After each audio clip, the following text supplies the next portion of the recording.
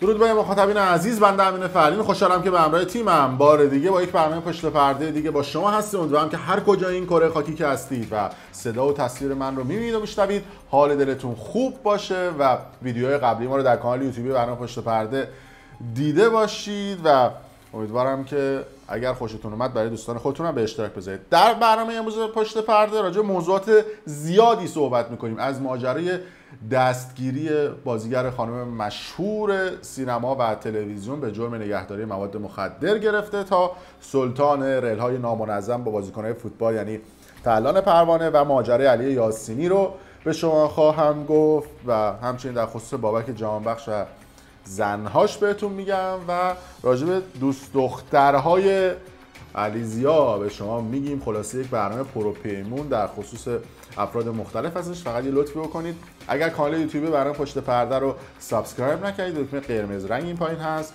نوشته سابسکرایب، اگرم پشتون فارسی هستش روی مشترک شدن بزنید، ویدیو رو لایک کنید که بیاد تو اکسپلور رو بقیه دوستان هم آگاه بشن و متوجه بشن که این سلبریتی‌ها اون قدام که این افراد میگن مقدس نیستن و خیلی هم زور زدن در طول این چند ماه گذشته که بخوان منو تخریب بکنن، بزنن زمین، گفتن حکمشو گرفتیم، بازداشتشو گرفتیم، خلاصه به هر در و دیواری زدن که کثافتکاریاشون پنهان بشه. اما من گفتم به خاطر این حرکتشون دوز افشاگری خودم بالا میبرم و امروز هم یه نمونه از این افشاگری‌ها رو خواهید دید. پس لطفی بکنید اگر حال کردید با ویدیو لایک کنید، کامنت بذارید، من همه کامنت ها رو میخونم، نظراتتون رو بگید، اگر هم خوشتون اومد برای دوستان خودتون به اشتراک بذارید. اول از همه از این چهره شروع میکنیم.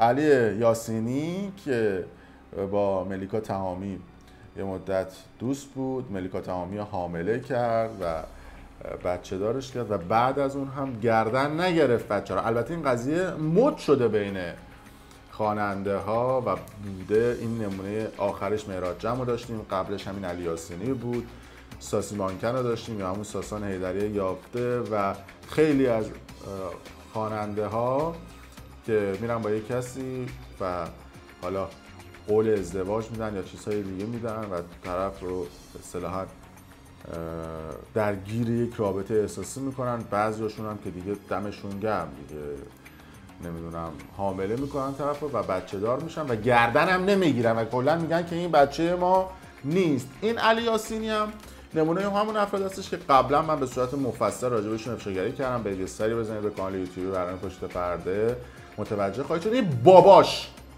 باباش خیلی باحال. علی یاسینی تو ایران هی میلوله و رفته چند جا هم صحبت کرده، گفته آقا من دهن اینو صحبت‌ها بشین سر جاتون مادره، برو بچه‌تو درست تربیت بکن. حالا چون بابای گیر داده یه پشت پرده هم از این بابای به شما بگم که بابای علی یاسینی 6 سال پیش با منشی دفترش میریزه رو هم و به زنش که میشه مادر علی یاسینی خیانت میکنه و مادر علی یاسینی هم که اسمش نسرینه میاد و کل پول و دارایی و ثروتی که داشته میزنه به اسم دخترش، چون میگه که علی هم مثل باباشه و چیزی بهشون نمیده، نشون به اونشون که علی هم الان یه مدتی مشکل قلبی داره، حتی میخواست بینیشو جراحی بکنه، نیم ساعت بیشتر نمیتونستن بیهوش بیشتر نگرش دارن به خاطر اینکه مشکل قلبی داشته. خلاصه پدر که اون باشه نتیجتا پسرم مشخصه چی میشه دیگه، میره یکی حامله میکنه و گردن نمیگیره. اسم خودشون هم گذاشتن هنرمند و آرتیست و محبوب دل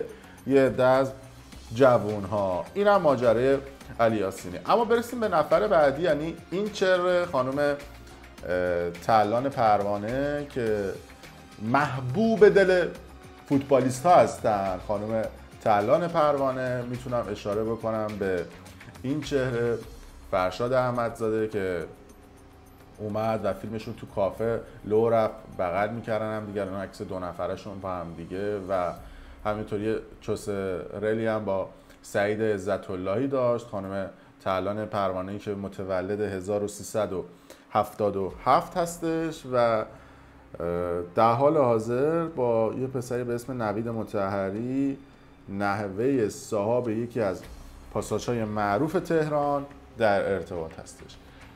اگر برنامه پشت پرده دیده باشید چند وقت پیش ما راجع به آناشید و نمیدونم کلکسیون ازدواج ها و رل زدن ها و تیغ زدن هاش به شما گفته بودیم و یه دونه شوهر فیک هم داره که گفته بودم که هر کسی بره پیش این شوهر ایشون، مخصوصا سلبریتی ها و بازیگرها، و با ایشون عکس یادگاری بگیره و باعث بشه که اون طرف یه مقداری دیده بشه، پشت پرده همون سلبریتی ها رو رو میکنیم. نتیجتا چی میشه؟ این میشه که دوستان اگر برید پیش ایشون، همون دکتر فیکه، توی افشاگری‌های ما در اولویت قرار میگیرید که افشا بشید. فکر میکنه طرف زرنگه اما اینجا میخوره تو تارگت ما. نمونهش میشه این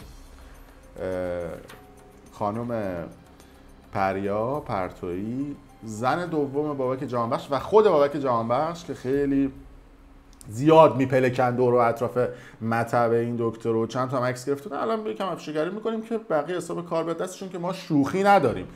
میگیم هر کی بره تو مطب این افراد پشمک توی اولویت افشاگری ما قرار میگیره. من کلا آدم لجوجی ام، همه میدونن. این خانم پریا پرتویی و یه مدتی رفت تو زندگی حمید خندان، با حمید خندان ارتباط داشت، باعث شد که حمید خندان زنش رو طلاق بده بیاد پایین. این هم اومد حمید خندان رو گرد کرد، اومد تو زندگی بابک جهانبخش و زنش، باعث شد که بابک جهانبخش هم زنش رو طلاق بده بیاد با این. یعنی متخصص جفت رفتن تو زندگی های متأهلیه. تو زندگی هر کی میره جدا میشه، اونم جدا میکنه همین خانم.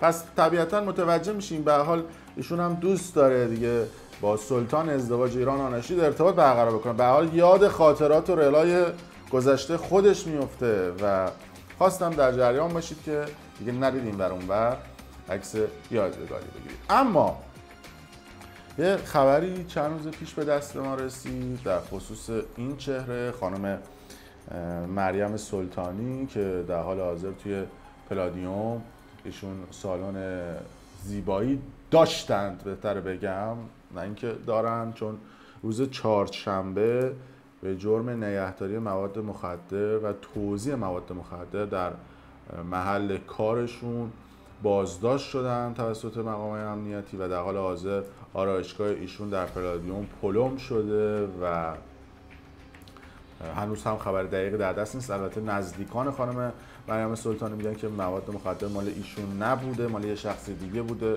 ولی اون چیزی که مشخص هستش اغفال جوانان و توزیع مواد مخدر، نمیدونم پخش مواد مخدر، مصرف مواد، خلاصه این چیزا تو پرونده ایشون بوده که ریختن توی پلادیوم و ایشون رو بازداشت کردن که این هم در نوع خودش عجیب و غریب. البته هم میشه گفت هست، هم میشه گفت نیست، چون که مواد مخدر بین بازیگرهای رخکار چوسیه. ولی خب این خانم مریم سلطانی یه مدتی رفته بود تو کار آرایشگاه، آرایشگری و این صحبت‌ها با یه خانم دیگه به اسم شیرین مقدم اومده بود و شریک شده بود. یه دونه سالن آرایشی هم زده بودن به اسم شیمر، یعنی اول اسم شیرین و اول اسم مریم که ایشون بودن که میشد شیمر. 5-6 ماه با هم دیگه بودن و به اختلاف خوردن. بریم این ویدیو هم ببینیم ازشون. تو زمان افتتاحیه این سالن آرایشی یه کلاس خاصی صحبت میکنه، میگم من پیشنهادات زیاد بازیگری بهم شده بود و من ترجیح دادم که به بیزینس خودم و به آرایشگری خودم بپردازم. بابا همه میدونن تا صنعت سینما ایران همه بیکارن، تا نری خدمات ندی بازدید نمیدن. چرا رخ کار چوسی میای و مصاحبه میکنی میگی به من پیشنهادات کاری زیادی شد من قبول نکردم؟ با هر بازیگری توی ایران شما صحبت میکنی، یه بازیگری که از پشت دوربینم رد شده باهاش صحبت میکنی، میگه چه خبر، میگه 200-300 تا پیشنهاد رو میزنه من خودم قبول نمیکنم، مثلا به ژانر من نمیخوره، فلان من نمیخوره. اگه به طرف پول بدم بگم پشت دوربین رد شم قبول میکنه با کلا. آخه این رخ کارا چیه؟ بریم این مصاحبهشو ببینیم روی تصویر. نه اصلا برای کار دارم خیلی زنگ میزنم. یه 3-4 تا کار داشتم که تو یکی از دوستان میدونست. یه 3-4 تا کار داشتم و برای کار زیاد بهم زنگ میزنن. خب اومد پیش من گفتش که من گفتم بهشون تو اصلا بازی نمی‌کنی، تو دیگه نمیخوام. اونم عزیزم بذارش خودم بگم. خودم منم بهشون گفتم یه ذره فعلا شرایط یه طوریه، چون در واقع پالادیوم خدا رو شکر مرکز خرید داره اینجا چوسی و رخ کار میاد، راجع به پالادیوم داره رخ پالادیوم باباش ساخته. خب پالادیوم به جهت اینکه الان در واقع برند برای خودش و خیلی حتی من میدونم از سالن‌های دیگه دوست دارن تو پالادیوم سالن داشته باشن. ببین طعنه به سالن‌های دیگه. ببین من تو پالادیوم و پالادیوم برند هستش، به خاطر همین بقیه کنتون بس فلان بشه و اینا که اینجا سالن رخ کار الکی. خب بقیهش دارا و حالا این توفیق نصیب من شده، از همون اول استارتش با من خورد، یعنی قبل از اینکه حتی فودکورت اونجا را بیفته من اونجا شروع به کار کردم و انقدر موفق بود خدا رو شکر. یه طبقه دیگه گرفتم، بازیدم مشتریام زیادن، بازی طبقه دیگه دارم میزنم و اینکه کمی سرم شلوغه و اگر که 3 تا شعبه نبود شاید میرسیدم واقعا یه سریال بازی کنم. حالا گذاشتم ان شاء الله مدیرای قبلی که گرفتم حتما کار بازی هم انجام. او مای گاد. ببینید رخ کار. حالا ماجرام از این قرار بود که ایشون با خانم شیرین مقدم اومدن سالن‌های آرایشی زدن. خود شیرین مقدم هم داستانش باحاله. شیرین مقدم هم میدونید که حالا یه تصویر به شما نشون بدم. شیرین مقدم و اینکه علیزیا هستش. حالا جلوتر به شما نشون میدم این عکسای این برای کلا چقدر سخت بده شد. شیرین مقدم خب میدونید که یه مدت زیادی با علیزیا دوست بود، هی بگیر نگیر دوست بودن دوست نبودن. شیرین مقدم هم همه جا میگفتش که برای پدرم راننده کامیون بوده و تصادف کرده و فوت کرده، اما اون کسانی که شیرین مقدم رو نزدیک میشناسن میدونن که پدرشون تو کار خلاف بوده، حتی پرونده مواد مخدر و سابقه زندان و این چیزا داشتن، چون همش مواد مخدر میخوره ماجرای اینا. و در حال حاضر هم توی ستارخان یه مغازه دوست فروشی مامانش داره و میگفتن مادرش تخصص نزول داره، یعنی دکترای نزول دادن این چیزا رو هم داره و از همسر اول خودشون خانم شیرین مقدم پیام جدا میشه به خاطر اینکه پیام درگیر اعتیاد شدید بوده. بعد میاد به این علیزیا دوست میشه، با مریم سلطانی از طریق علیزیا و خیلی از بازیگر افراد مختلف هم دوست میشه، تو پلادیوم جای مختلف شعبه میزنه. خود شیرین مقدم اهل اردبیله و از چنگای این علیزیا وقتی باش کات میکرد میرفتش یه دعانویس تو شهران که دعا بگیره، حتی برای حسین توکلی مدیر برنامه‌اش که نمیدونم هنوز مدیر برنامه‌اش هست یا نه، برای اونم دعا میگرفت، یعنی تخصص لازمه رو توی گرفتن دعا و چیزهای مختلف داره و برای علیزیا کلی ساعت و لباس و نمیدونم ماشین و چیزهای مختلف گرفت. حتی چند ماه پیش هم که با هم دیگه کات کرده بودن رفت و همه اینا رو پس گرفته بود، اما دوباره گویا با علیزیا هستش. البته خود علیزیا با افراد زیادی تیک و تاک داشته، میتونیم به حتی همین نجم جودکی اشاره بکنیم، یه مدتی با نجم جودکی بود، با نجم جودکی تیک و تاک میزد و جالبه که همین نجم جودکی هم با همون شوهر چهارم آناشید همین دکتر فیک هم یه مدت رابطه داشت، میرفت تو برنامه‌شون میومد با هم دیگه تیک و تاک میزدن، اما با ایشون بود. یه مدتی هم با دنیا مدنی ارتباط داشت تو همین چند وقت پیش. الان هم جدیداً با این چهره دوست شده، دوتایی عکس خوشگلی گرفتم، بذار تصویرم براتون بزرگ بکنم ببینید.